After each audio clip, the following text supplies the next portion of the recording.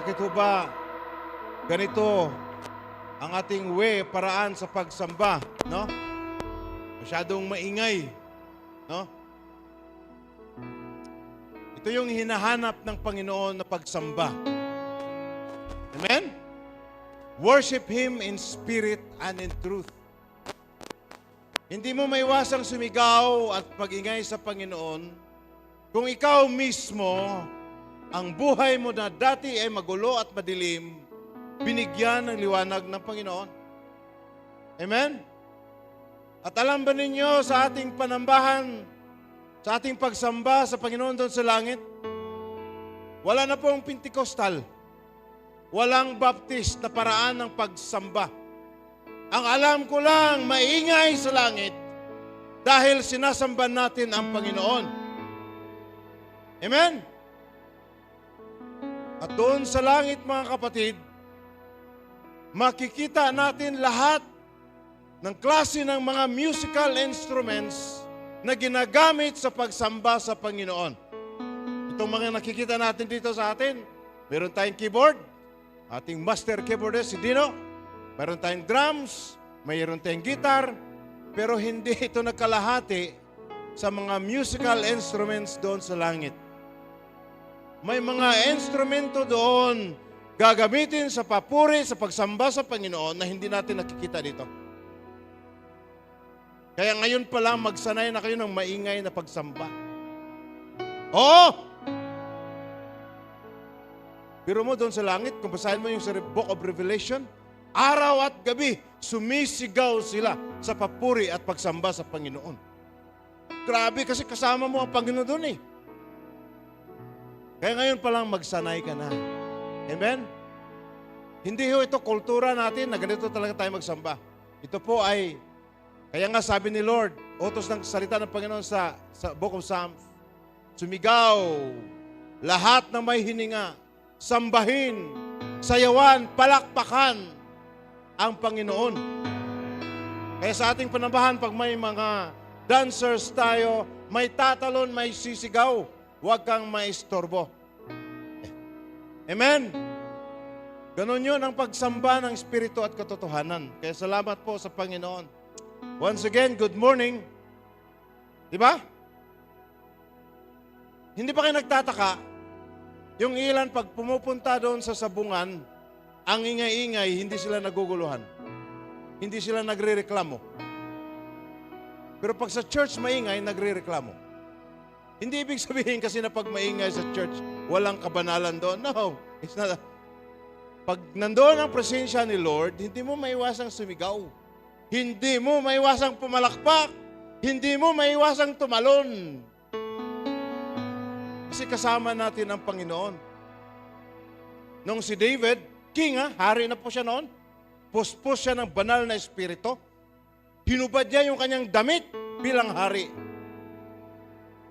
Sumayaw, tumalon, kinantahan, pinupuri niya at sinasamba ang Panginoon. Akala ng mga tauhan ni David, nasiraan siya ng bait. Mismo yung kanyang misis, sinabihan ng David, nakakahiya naman yung ginawa mo. Hari ka, tapos parang baliw na sinasamba mo ang Panginoon. Pero hindi nila naintindihan si David kasi grabe hinipo po ng Panginoon. Naranasan ni David ang favor at biyaya ng Panginoon. Kaya sa praise and worship pa lang, grabe, lubos-lubos. Amen? Kaya tayo, ganun din dapat mag-worship sa Panginoon. Alam niyo, mga buhay natin dati, ano bang maganda sa buhay natin noon? Ano bang may pagmamalaki natin? Wala karamihan sa atin, wala. Pero tingnan mo, ginamit tayo ng Panginoon. Binago ang buhay natin. Kaya, sa ating pagsamba sa Panginoon, todo-todo. Kasi naranasan natin ang kanyang biyaya. By the way, salamat po sa Panginoon. To God be all the glory. Dahil nagiging matagumpay po ang ating family conference noong Friday. Amen. Palakpakan po natin ang Panginoon.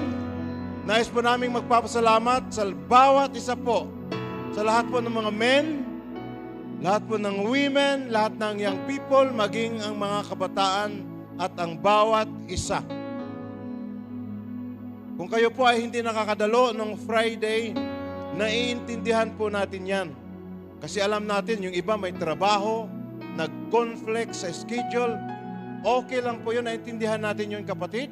At huwag po kayong ma-feel guilty dahil kahit ganon, patuloy pa rin ang Panginoon na nangungusap sa inyo. Amen? Sino ba ang nandito last Friday? At least majority, no? As I said, huwag ko kayong mahiya, huwag ko kayong para bang nagkasala ka sa harapan ng Panginoon dahil hindi ka naka-join last Friday, ay hindi ho ganon. Okay? Kung halimbawa, last Friday, holiday kasi yon, nagkakataon na may event din kayo sa pamilya ninyo. Okay? Kahit anong event sa pamilya ninyo, mahalaga yon na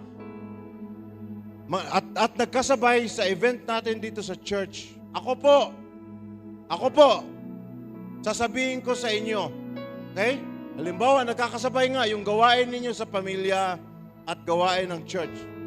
Ang may papayo ko po doon, bigyan ninyo ng panahon ang pamilya ninyo.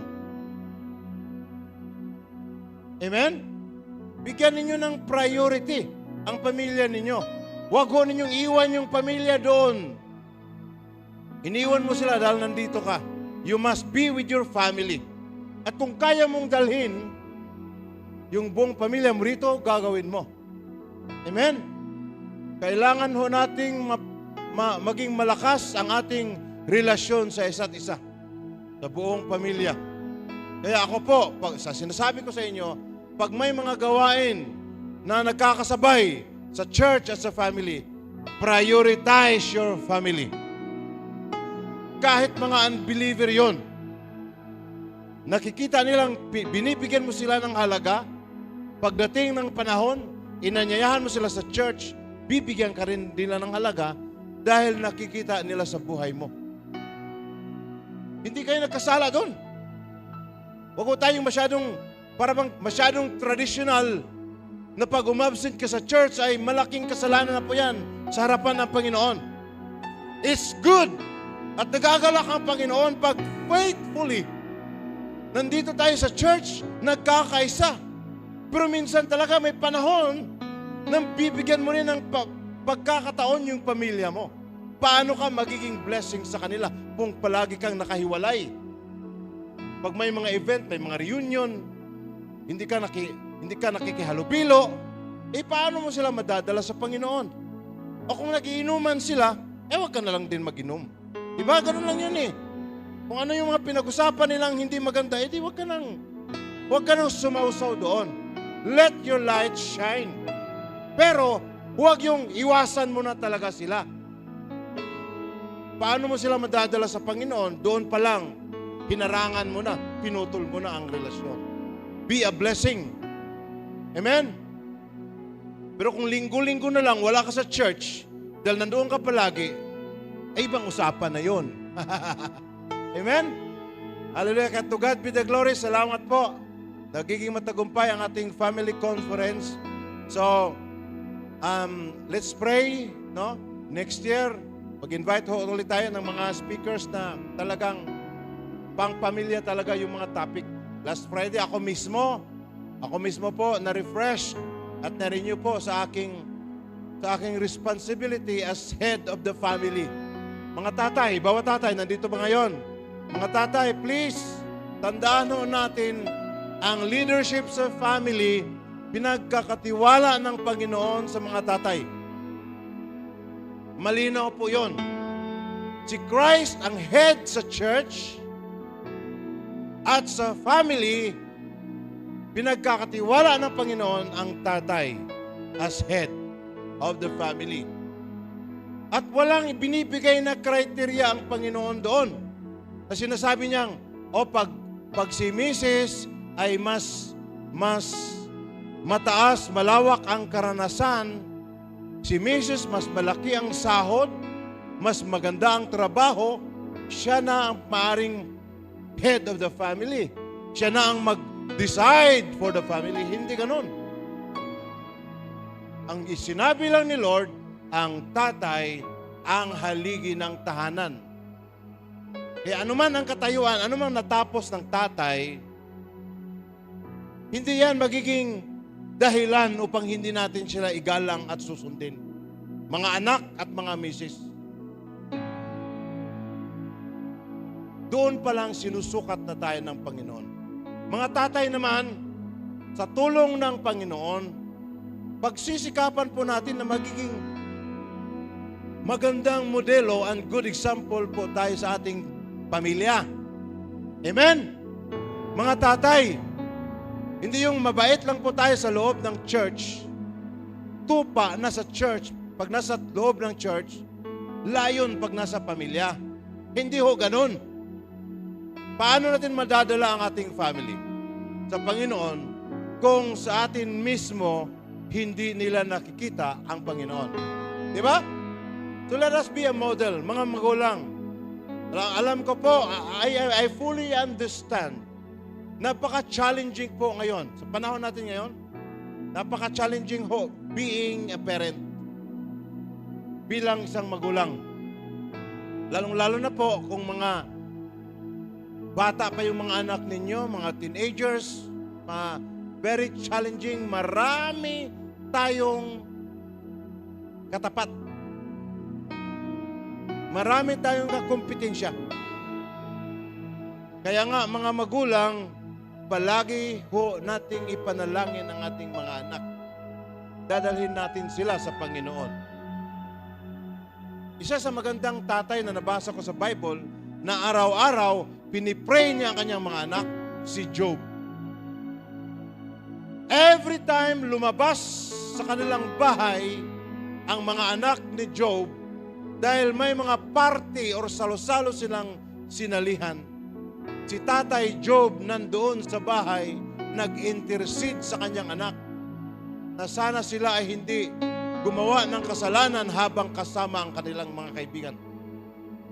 And that is one of the biggest responsibility natin as parents, to intercede and to be intercessors para sa ating mga anak. Praying for our children, hindi po natin pinagkakatiwala yan sa prayer meeting every Wednesday.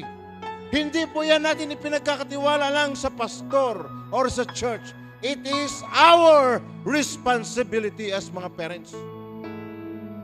Hindi mo kayang baguhin ang anak mo. Bring him to the Lord.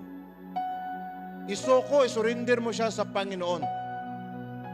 Titibagin ng Panginoon ang buhay ng anak mo. Walang matigas, walang mahirap sa Panginoon. Kaya mga magulang, always surrender to the Lord. Okay?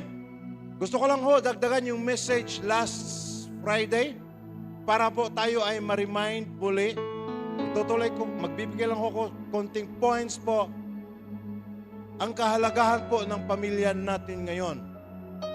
The enemy comes, the enemy, as I said, yung enemy natin ay si Satanas at ang kanyang mga anghel. Hindi yung katabi mo ngayon. Amen? Spiritual ho ang giyera natin, hindi physical.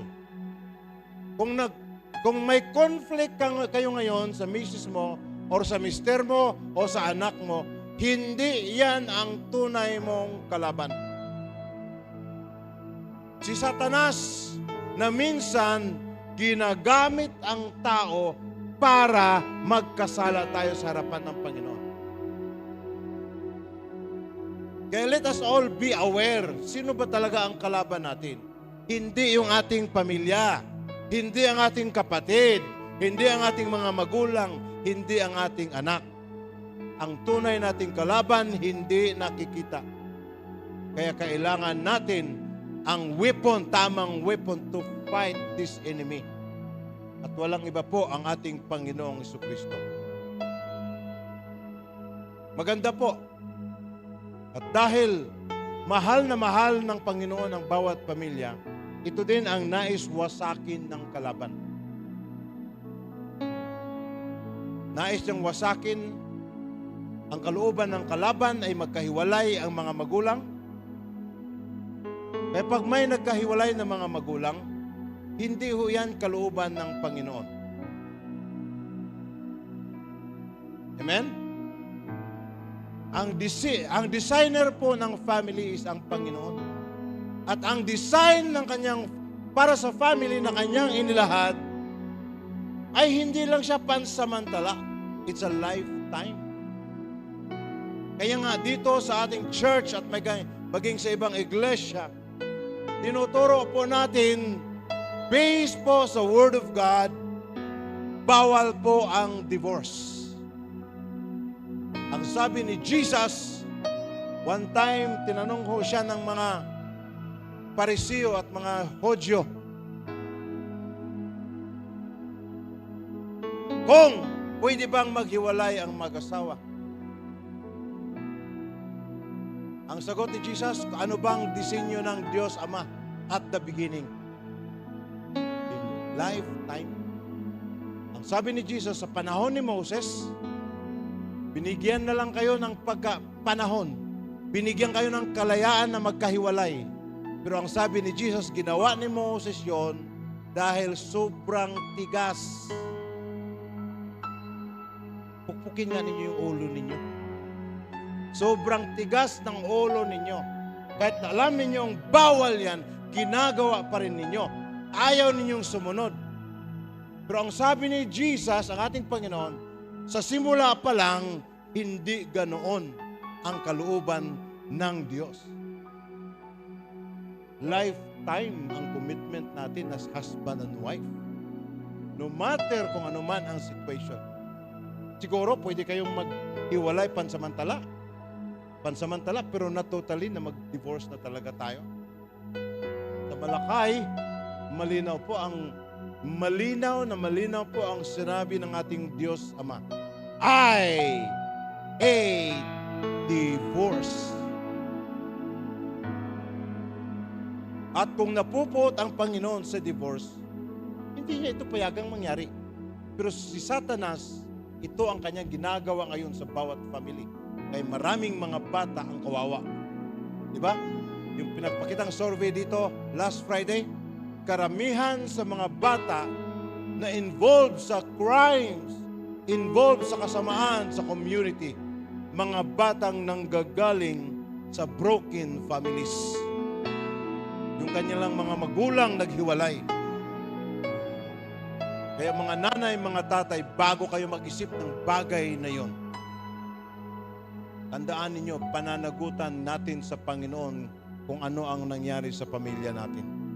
Kung ano ang nangyari sa musmos, sa batang iyon dahil sa pansariling desisyon ninyo, pananagutan ninyo sa Panginoon yan. Akala ba ninyo natutuwa ang Panginoon doon? Hindi at wala. The Lord is holy. Ayaw niyang may kasalanang papasok sa pamilya na kanyang dinidesign. Kaya nga sabi ni Jesus, kung sino man ang pinagkaisa ng Diyos, wala ni sino man ang maaari o pwedeng maghiwalay. Kahit sabihin man ng gobyerno na ayon sa batas, kayo ay hiwalay na. Pero sa mata ng Panginoon, mag-asawa pa rin kayo. At lalo na, wala kayong karapatang mag-asawa ng iba. If you do that, ang sabi ni Jesus, you commit adultery, sexual immorality. At hindi biro yun. Sa panahon natin ngayon, nagiging normal po yun, okay lang po yun. Ginagamit pa nga natin, okay lang yun kasi karapatan mo yun. Pero sa Panginoon, hindi ang karapatan, kasalanan. At mananagot tayo sa Kanya. Kaya let us strengthen our family, mga kapatid, lalong-lalo na sa panahon natin ngayon. Lord, I pray for all of these families, tatay, nanay, young people, individual na naririto ngayon. Bless their hearts as we receive your message. Panginoon, bigyan ho ninyo kami ng lakas upang ang at patatagin namin ang pamilya na pinagkakatiwala ninyo sa amin ayon sa inyong salita. Open our hearts and minds na kami po ay hindi lamang tagapagpakinig ng inyong salita, kundi kami din, Panginoon, gagawin po namin ito. Salamat po sa inyong salita in Jesus' name. Amen. Psalms 127 verse 1. Maliban na ang Panginoon ang magtayo ng bahay, walang kabuluhan ang pagpapagal o paghihirap, pagtatrabaho ng nagtatayo nito. Unless the Lord builds the house, its laborers, its workers, its builders labor in vain. Mga kapatid, ang ibig sabihin po ng talatang ito, magkakaroon ho tayo ng matatag na pamilya, hindi po sa pamamagitan ng pera. Hindi po sa pamamagitan ng magandang trabaho. Hindi po sa malamansyong bahay. Lahat po ng mga bagay na iyon ay blessings, biyaya mula sa Panginoon. Ngunit hindi po yan ang maaring sukatan upang ang isang pamilya ay magiging matatag. Maraming tao, may mga pamilya, pagdating sa pera, sobrang dami talaga. Pero bakit ang gulo-gulo? Sa loob lang ng pamilya, walang katahimikan.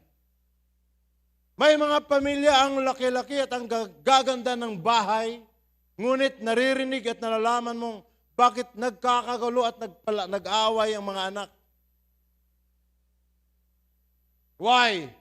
Because those things ay hindi magiging basihan upang magkakaroon tayo ng masayang pamilya.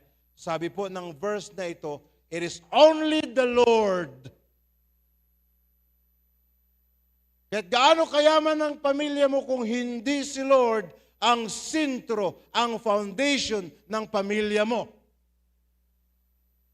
sayang ang pangalahat ng paghihirap mo. Kaya I just want to remind you again, tatay at nanay. Mamaya ho, may ginawa po ako rito parang commitment natin sa Panginoon, i-dedicate natin. Magkakaroon ho tayo ng declaration na ang ating family ay maglilingkod sa Panginoon habang buhay. Kailangan natin gagawin yon. Makakarinig ang ating sarili at makakarinig ang ating kalaban. My family, and as for me and my house, we will serve the Lord.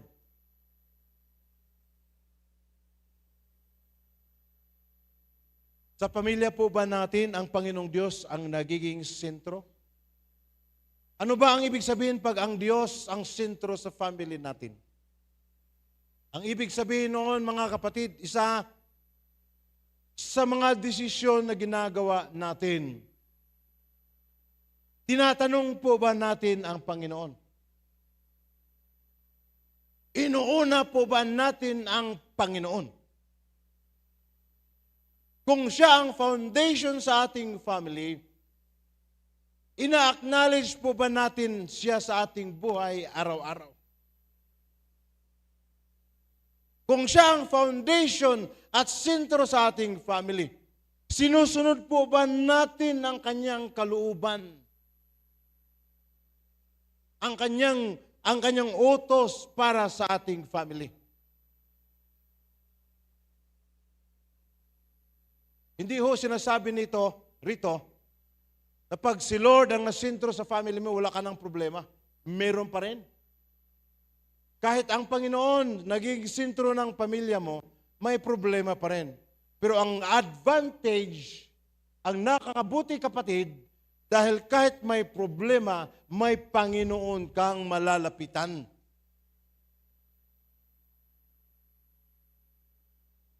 Ang tiwala mo sa Panginoon. Magbibigay ho ako ng ilang points, mga foundation, no? Para paano natin maitatag ng matibay ang ating pamilya. Mga basic lang po. Dagdag lang po sa ating natutunan last Friday. Kasi ang tao po makalimutin. Amen? Lahat ng mga memory verse na binigay natin last 2025, naalala pa ninyo? Matagal na yon. Baka nakalimutan na ninyo. Ano ba yung topic natin last Sunday? Ha? Ano ba yung topic natin last Sunday? Sabi ko na sa inyo, makalimutin eh. Kaya nga, alam ni Lord yun ang tao madaling makalimot. Kaya nga, ang instruction niya kay Joshua, pag-aralan mo ang salita ng Diyos, ang utos ng Panginoon, araw at gabi. Nakalimutan na ninyo ang topic natin last Sunday? Ha? Pamahiin, isa lang yan sa pinag-usapan natin. Pero yung title, ha? Truth over tradition. Ang ibig sabihin, ang salita ng Panginoon ay mas higit at mas ibabaw pa sa ating mga tradisyon. Nakalimutan na natin yun. Kaya kailangang i-remind muli. Diba, napakaganda yung napag-usapan natin last Sunday. As tayo ho sa, nung binasa natin yung sa Book of Luke, si Jesus, talagang tinutuligsa niya yung mga Pariseo. Why? Ang mga Pariseo, ginagawa na nilang salita ng Panginoon, ang kanilang tradisyon, ang kanilang sinusunod, mas sinusunod nila ang tradisyon kaysa salita ng Panginoon. Ibig sabihin, ang mga Pariseo, pinalitan na nila ang salita ng Panginoon sa kanilang tradisyon. Kaya nire-rebuke sila ng Panginoon. At sa atin mga Pilipino, ngayon, magiging maingat din tayo, di ba? Kasi, bilang mga Pilipino, ang dami-dami nating mga tradisyon, mga pamahiin. May mabuti, maganda na naayon sa Word of God, na kailangan nating ipagpatuloy, pero marami din tayong mga tradisyon at paniniwala at pamahiin na hindi naayon sa Word of God. Kaya bilang mga Kristiyano, kailangan na nating itigil. Di ba? O, magbigay kayo ng isa. Isang tradisyon ng mga Pilipino na dapat na nating itigil. O, para maano? Ano yon? Ano daw? Ano daw?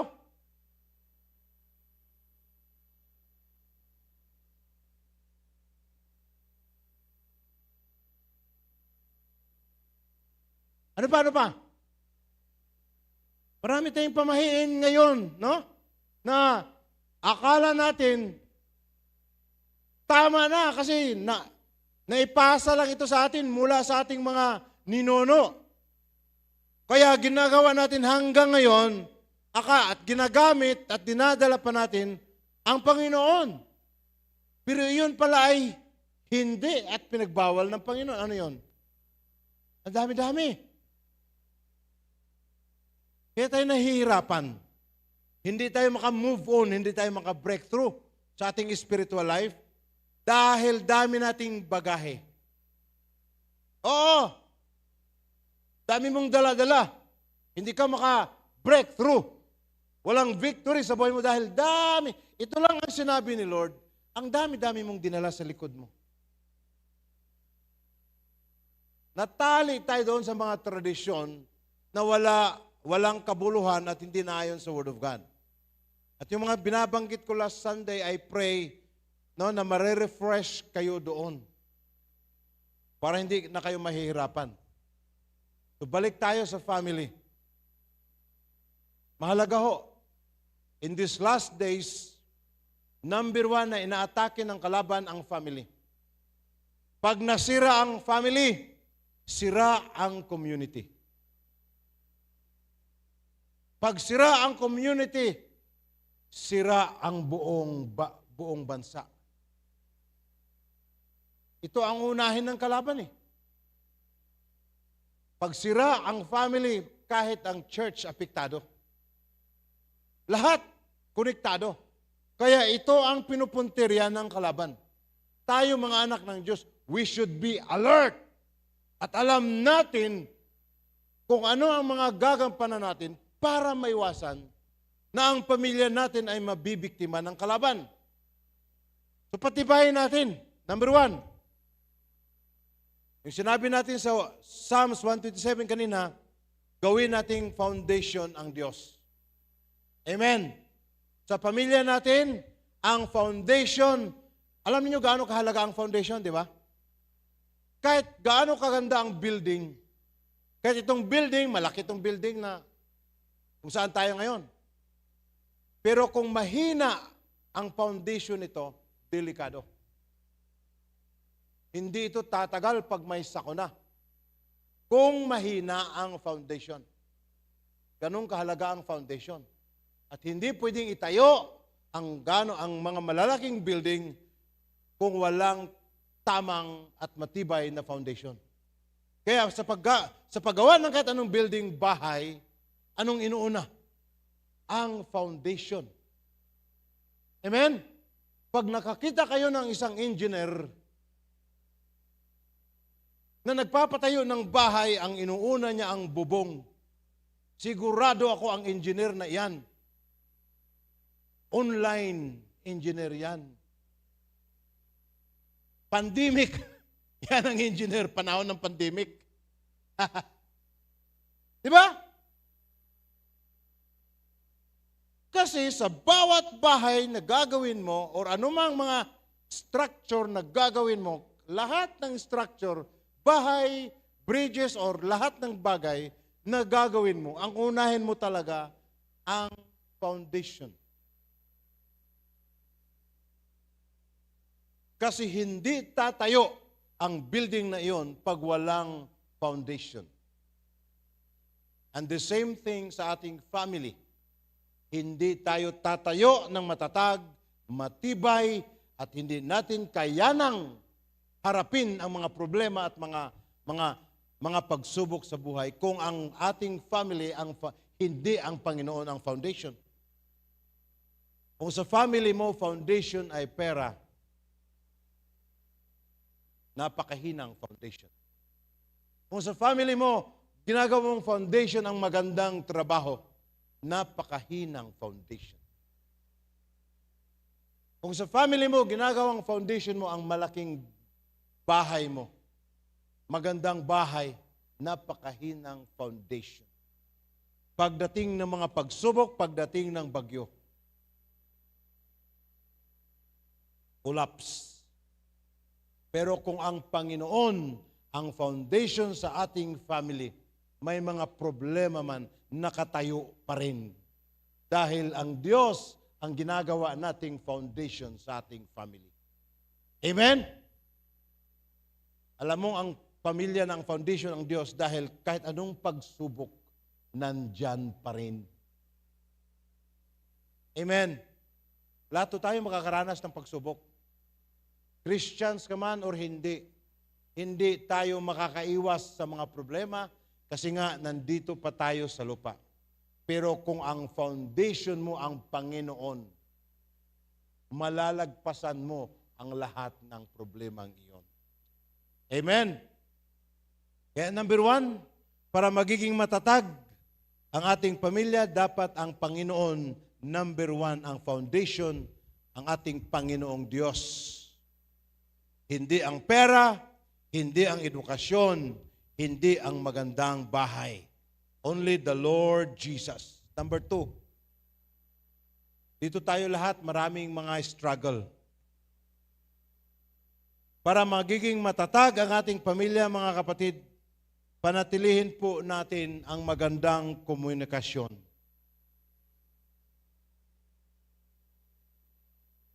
Nandito na ho tayo sa panahon na napakadali na lang sanang mag-communicate. Di ba? Hindi katulad noon. Kaya kami noon sa radio, sikat na sikat kami kasi may mga panawagang, mga public service. Di ba? No, Sa radio talaga, dinadaan yan. May mga mag-announce pa doon sa radio, mag-announce pa. May makisuyo. Oy, ano yung baboy na hinira mo? Pakiuli na, pakibalik na.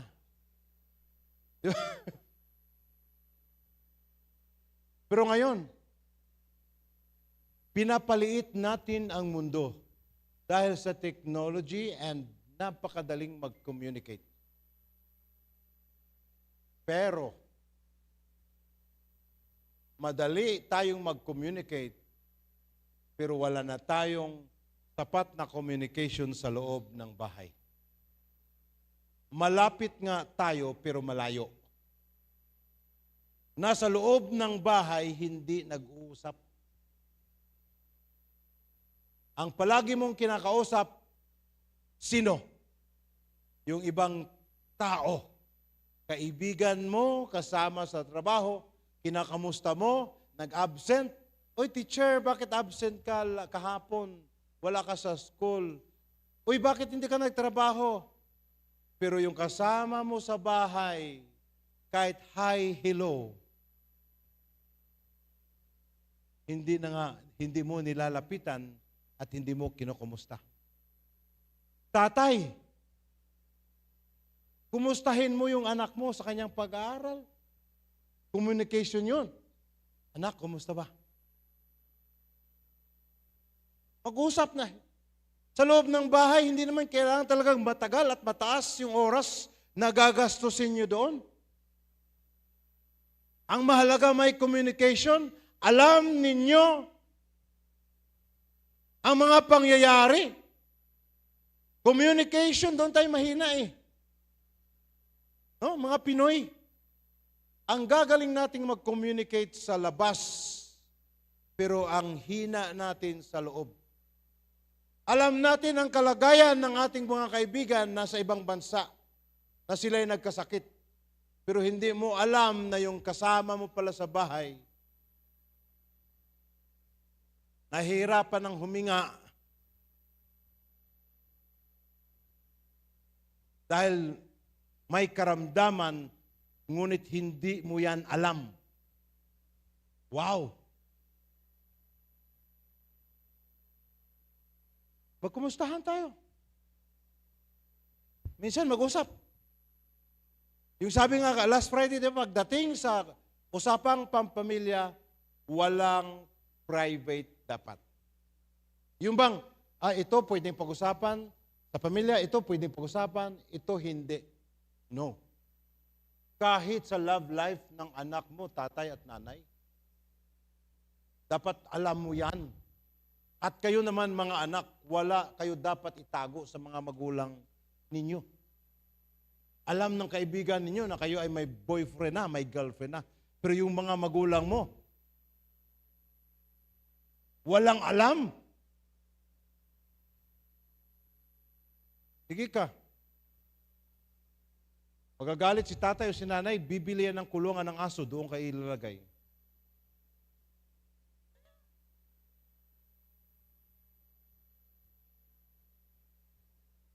Communication.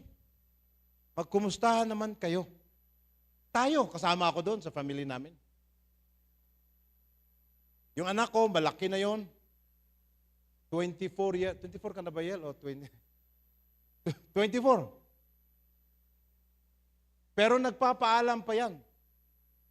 Pag umalis, Dad or Mommy, mag-gym muna ako. Pagdating doon sa gym, nagsabi pa yan, I'm here. Pag-uwi. Walang alam ko kung nasaan siya. Kasi nandoon ang communication. At pagdating ng mga 7 o'clock, hindi pa nakauwi. Tumatawag ako doon. Pina-follow up ko. Kasi ako pa rin ang may authority sa kanya. Nasa bahay pa rin siya at walang masama doon. Pagdating sa kanyang love life, pinapayuhan rin namin siya. Na dapat hindi magkamali. Huwag basta-bastang pumasok sa relasyon. Magpaalam sa Panginoon. Wala kaming, pagdating sa bahay, wala kaming tinatawag na private na ito hindi dapat pag-usapan kasi personal mo na yan. Hindi. Kasi doon sa mga private life, sa mga nakatagong mga buhay, doon pumapasok ang kalaban. Kaya magiging maingat tayo. Kahit si misis ko at ako wala kaming tinatago. We are not perfect. Minsan magsuntukan, hindi suntukan. Sinusuntok niya ako. Hindi naman. Sigaw lang. Sigaw lang. Pag sigaw siya, gaganti rin ako ng sigaw. Talo siya, malas malakas ang boses ko eh.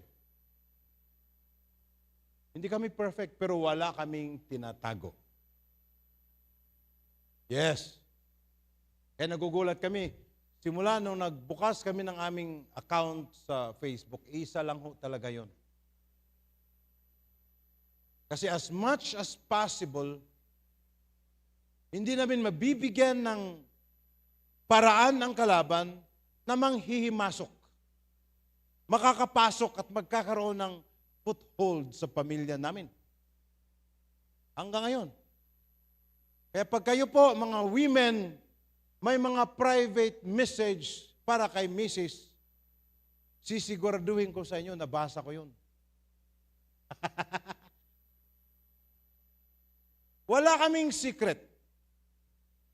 Alam ng anak namin kung ano ang password ng Facebook namin.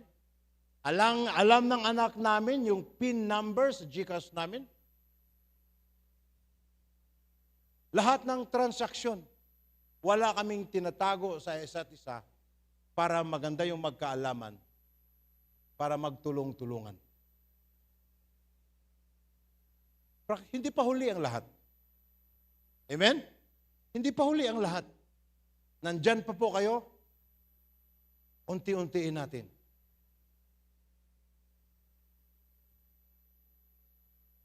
Natatakot ako sa isa sa mga kultura na sana po hindi natin i-apply sa kulturang Pinoy or kulturang Asian, yung kultura ng Western.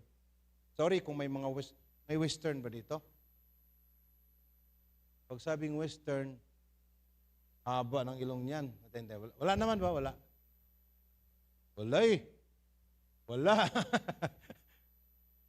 Yun bang pag ang anak mo ay nasa legal age na, pwede ka nang sasabihan, huwag ka nang makialam sa akin.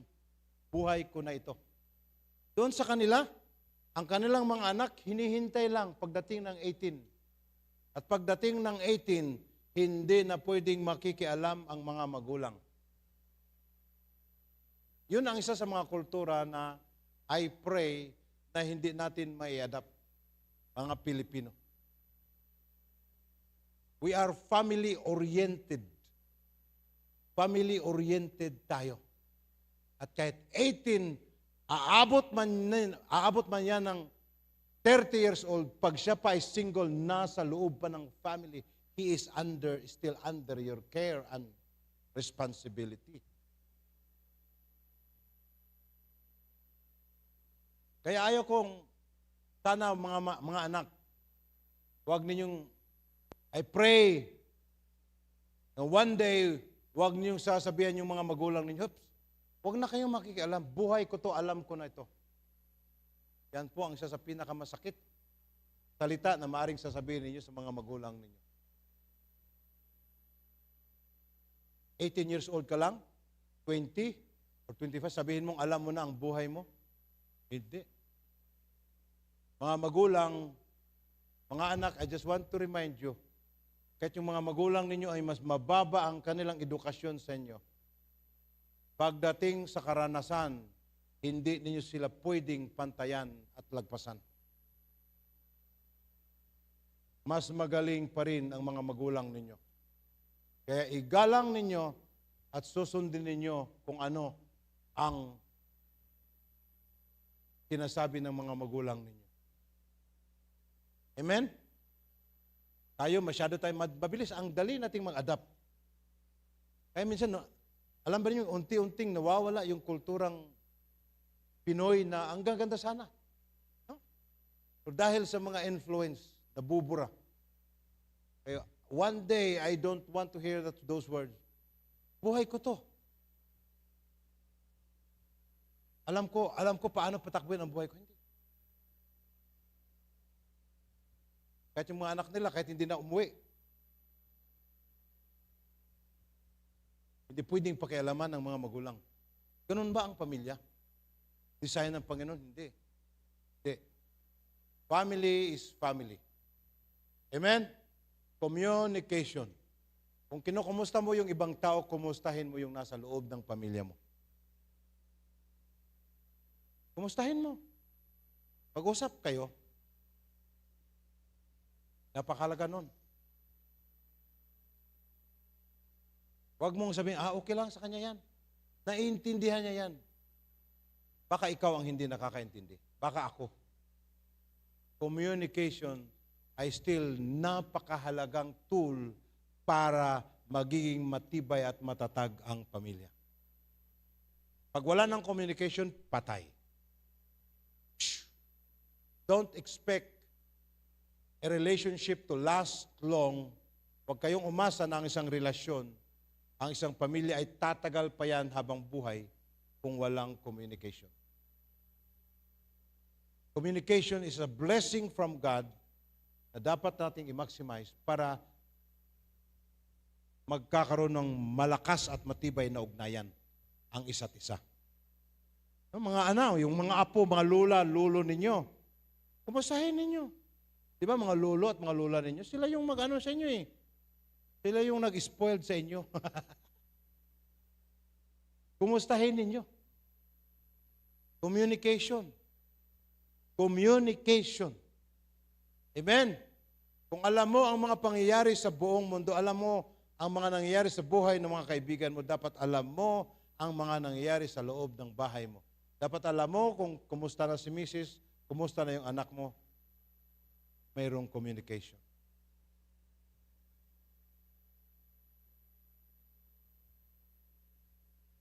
Maglaan ng panahon sa isa't isa, no? Parang ganito din ito, communication at panahon. Ngayon, masyadong busy. Trabaho, wala ng time sa isa't isa. Umuwi nga sa isang tahanan, pero pagdating doon, kanya-kanya. Di ba? Wala nang usapan. Kahit nga sa pagkain, hindi na nagkakasabay. Minsan, nauna si mama, nagsisilpon pa si papa. Minsan, nauna si papa, wala pa si mama. Wala pa yung anak. Nauna yung anak, wala pa yung mga magulang. Wala nang time sa isa't isa. Palaging nagmamadali. Tandaan niyo yan. Palaging nagmamadali, palaging naghahabol to the extent na wala na tayong time sa isa't isa sa loob ng pamilya. Pagdating ng panahon, pamilya pa rin ang babalikan. Pamilya pa rin ang babalikan. At yung sabi nga ng speaker natin, hindi naman kailangang magastos pag magbigay ka ng time sa family mo. Di ba? Minsan kung may pera kayo, pumunta kayo sa mall, magkain kayo doon. Pero minsan talaga wala, di ba? Sa bahay na kayo, mag-usap, anong gagawin ninyo? Maglaba kayo, di ba? Maglaba o magluto kayo. Kung anong gagawin nyo doon, at least, nandoon kayo, nag-uusap.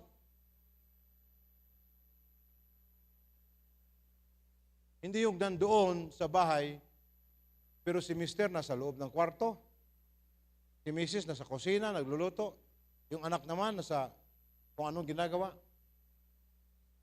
Maya-maya, nagsialisan. Pagdating ng gabi, nag-uwi. Pag-uwi, ganun pa rin. Pagdating sa bahay, pagod na. Diretso na sa tulog. Wala nang usapan. Paggising ng umaga, ganun pa rin.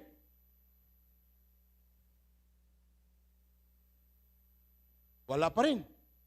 Paano magiging matibay ang pamilya pag ganun? Amen? Time. Time together. Number 4. Ito, mahirap to, lalo na sa mga, sabi nila, lalo na sa mga kalalakihan. magpatawad at magpapakumbaba. Wala pong perfect family. Amen? May family ba dito na perfect na? Turuan nyo kami paano magiging perfect. Walang perfect na family. Pero, napakaganda ang isang family kung marunong ang mga taong nakatira doon ay marunong magpatawad, marunong magpakumbaba. Tayo po bilang mga tatay, hindi po sa lahat ng panahon tama tayo. Di ba? May time ho talaga na mali tayo at tama yung anak natin o yung misis natin. At pag sinasabihan tayo, makinig tayo. Amen? Mahirap yun. Minsan nasasabihan ako ni misis. Mahirap eh. Doon malalaman kung talagang may pagpapakumbaba ka. Kung mismo yung taong nasa loob ng bahay mo, sasabihan ka na parang hindi tama yung ginawa mo. Magpakumbaba. Anak naman, kayo mga anak o mga misis, aminin natin, pag may mali tayo, huwag nating i-justify. Okay? Tanggapin po natin. Magpatawad tayo sa isa't isa.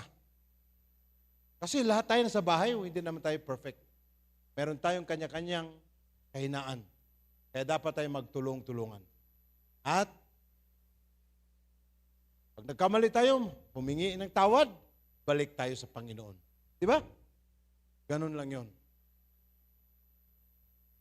Huwag nating baliwalain ang ating pamilya ngayon. Hallelujah. Walang perpektong pamilya. Ang matatag na pamilya ay hindi yung pamilyang walang problema, kundi yung marunong humingi ng tawad, magpatawad, at mag-adjust at bumalik sa Diyos kapag may problema. Amen! May natutunan tayo ngayong umaga. Ngayon po, ito yung sinabi ko sa inyo, magkakaroon tayo ng commitment. Gagawin ho natin itong seryoso. Okay? Kakausapin natin ang ating sarili, ang ating pamilya. Ganito po, tumayo po tayong lahat. May pamilya ho ba rito? Kung kayo po, nandito yung anak ninyo, pwede bang magkasama kayo? At yung walang pamilya, halimbawa ikaw ay anak, yung mga magulang pa ay hindi, yung mga magulang mo ay hindi pa nag-church, ito yung panahon na i-pray mo sila. Huwag ho kayong ma-discourage. Kung ikaw magulang, yung mga anak mo o yung mga kasapi ng pamilya mo hindi pa nag-church, huwag kang ma-insecure.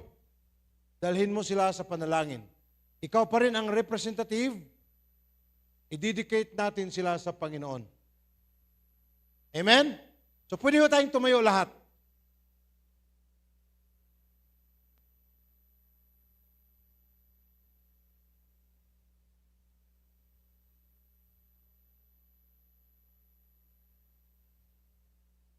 Yung unang slide doon. Okay. Nasa family na ba kayo? Nagsama-sama na po kayo, family? Sige, para may impact talaga, paghawakan tayo ng kamay, pamilya, anak, mga magulang, at yung walang mga magulang, katabi ninyo. And then, ito po'y gagamitin yung prayer. Kayo ang mag-represent to dedicate, to offer your family sa Panginoon. Okay?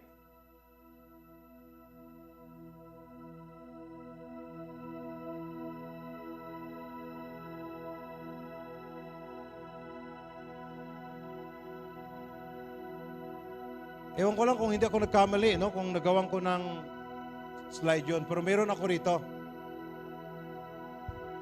Amen? Gagawin ho natin ito prayerfully. Pwede ho ba kayong maghawakan ng kamay? May impact kasi pag maghawakan eh. Okay? Mga magulang, mga anak, kung nandiyan kayo kataksama nyo, maghawakan tayo ng kamay. Isa-isa. And let us make this declaration. Okay? Yan po. Pangako ng aming pamilya sa Diyos, gagawin ho natin ito. So although makikita sa screen, pwede nyo basahin, pero sumunod kayo sa akin, and please, babanggitin natin ito from our hearts. Salamat po sa aking family. Nandyan ho sila. from our hearts. Ito po yung commitment natin sa Panginoon. Katulad ba kay Joshua? Ang sabi niya, as for me and my family, we will serve the Lord. Ganoon din ang gagawin natin ngayon. Amen? Sige po. Gawin ho natin itong prayerful. Sumunod ho kayo sa akin. Pangako ng aming pamilya sa Diyos. Sige po, sabay-sabay tayo.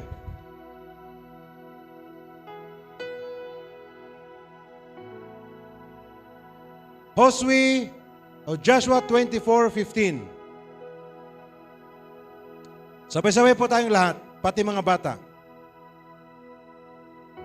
Ngunit tungkol sa akin at sa aking sambayanan, kami ay maglilingkod sa Panginoon. Okay, yan po ang ating isa sa mga declaration. Kami, bilang isang pamilya, ay buong magpapakumbabang nangangako sa harapan ng Diyos na ang Panginoon ang magiging sentro ng aming pamilya. Pipiliin naming unahin ang Diyos sa aming mga desisyon, mga plano, at sa bawat aspeto ng aming buhay. Pangalawa, kami ay mananatiling tapat sa salita ng Diyos. Babasahin, pag-aaralan, ituturo, at isa sa buhay namin ang banal na kasulatan sa aming tahanan. Pangatlo, kami ay mananalangin bilang isang pamilya. Maglalaan kami ng panahon upang sama-samang manalangin, magpasalamat, at humingi ng patnubay sa Panginoon. Pang-apat, kami ay magmamahalan at magpapatawaran sa panahon ng pagsubok at hindi pagkakaunawaan. Pipiliin naming pairalin ang pag-ibig, pagpapakumbaba, pagtitiis, at pagpapatawad. Number 5, kami ay magiging tapat sa paglilingkod sa Panginoon. Gagamitin namin ang aming panahon, kakayahan, mga kaloob, at mga pagpapala upang makatulong sa gawain ng Diyos at sa aming kapwa. Number 6, kami ay mananatiling tapat sa Panginoon sa panahon ng kasaganaan at pagsubok. Hindi namin iiwan ang Diyos kapag dumating ang problema, kundi lalo kaming lalapit sa Kanya at magtitiwala sa Kanyang katapatan. Tulungan nawa kami ng Diyos na maging isang pamilyang may matatag na pananampalataya, may pag-ibig sa isa't isa, at tapat sa paglilingkod sa Kanya hanggang wakas. Amen. Ako po ay manalangin sa inyong lahat. Panginoong Diyos, buhay naming Panginoon na pinaglilingkuran. Naririnig po ninyo ang aming pangakong binitawan sa inyong harapan sa umagang ito. Bigyan po ninyo kami ng lakas upang ang aming pamilya araw-araw ay dadalhin namin sa inyong paanan. Ang aming pamilya, ikaw ang magiging sentro, ikaw ang Panginoon. Lord, I declare and I speak blessings upon each family na naririto po sa umagang ito, maging sa online. In the mighty name of Jesus, receive the blessings. Maging ang bawat isa, mga individual, yung mga anak na wala pa ang kanilang magulang dito, save them and bless them. Yung mga magulang na wala pa yung kanilang anak dito, save them in the mighty name of Jesus. Lord, sa oras na ito, winawasak ko anuman ang plano ng dyablo laban sa pamilyang ito. In the mighty name of Jesus. Hindi magtatagumpay ang anumang plano ng dyablo sa bawat pamilyang naririto in Jesus' mighty name. Lord, let your love reign in this family. Let your peace reign upon these families. Let your understanding reign upon each of this family. Lord God, salamat sa lakas. Ang pamilyang ito ay magpapatuloy na malakas at hindi mabubuwal. Dahil ikaw ang foundation. Pagpalain niyo po ang pamilyang ito, mga pamilyang ito, Panginoon. Sa pangalan ng Ama, sa pangalan ng Anak at ng Espiritu Santo. Lahat ay magsabi ng Amen at Amen. To God be the glory.